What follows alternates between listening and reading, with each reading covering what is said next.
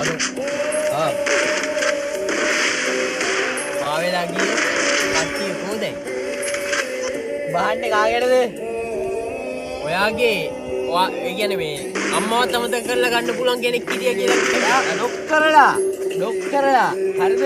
අවුලන්නේ නැහැ මෙහා බං ඒකට ගහන්න කෙල්ලෙක් නැහැ හරිද කිසිම කෙල්ලෙක් නැහැ මෙහා බං ඒක මාත් පිළිගන්නවා මැරණකම් ඒකට තමයි ආදරේ හරිද හම්බුණා හොනක අදටත් කෝල් පේමන්ට් එකේදී හම්බුණා හොනක මට වැඩන්නේ නැහැ හරිද හම්බුණා හොනක ආදරේ එයාලා මට තේරුම් ගන්න බෑ දේවල් මම තේරුම් ගන්න නැහැ මට